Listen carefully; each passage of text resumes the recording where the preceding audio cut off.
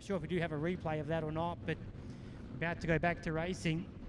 And Jock Goodyear will have to do it all again. It looked like he had made the pass on Chad Eli. So we've got a former Australian 360 champ. We've got the current Australian 410 sprint car champion in behind, and a four-time 360 champ, Ryan Jones, in this heat race as we get back underway. Eli will lead them down the back straight. Goodyear second. And it's the 10 of Caruso. Ryan Jones that time across the infield down here in 3 and 4. But out in front, both these drivers trying to book a spot into tonight's shootout. Eli, Goodyear, the 10 of Caruso. That's the 63 of Ryan Jones. Oh, big crash, Max Vidau. That is a huge crash. In turn number 4, he jumped the cushion and has bit it hard in turn number 4. And the car just continued to just tumble down the front straight. I think he caught it just moments before I did, Kai, but that was a nasty wreck for Max Vidau.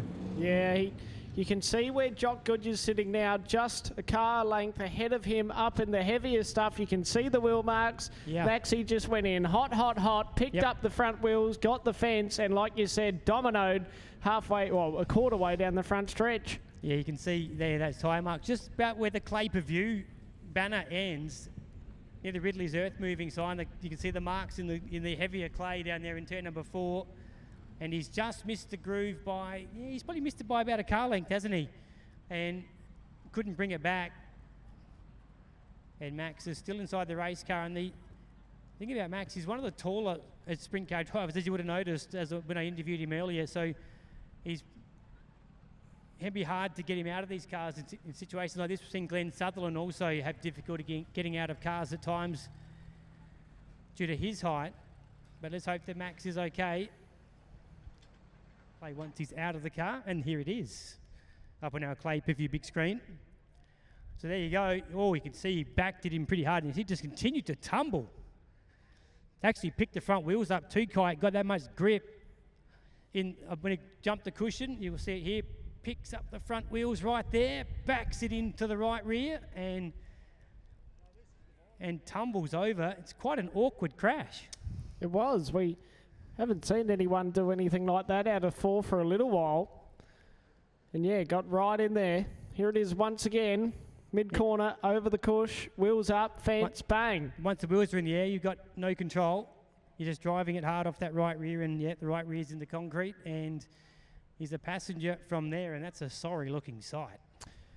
And that's the thing, Phil, with the awkward crashes like that, you question if there's less or more damage when it comes to front ends. And the diff in the 72 machine, of course, you'll get a better look as it gets craned out once again. The more plant hire crane getting a bit of work this weekend.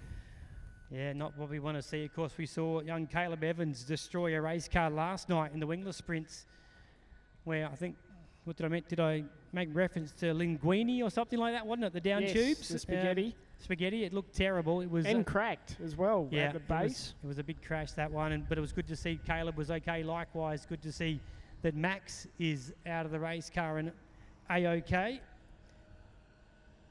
So not much can be said about the race car. Because Ross Miller, we talked about it last night. Ross does a lot of work on this car. With Max's father, Michael, spent a lot of time in motorsport. Has a pretty awesome little supercharged door slammer at home, which he doesn't race too much. Maybe he might get it out during some events at Tailem Bend, but you never know. But Vidau's been around motorsport for a long time. Of course, Max, a former Australian Formula Ford champion, races Carrera Cup, so another versatile racer.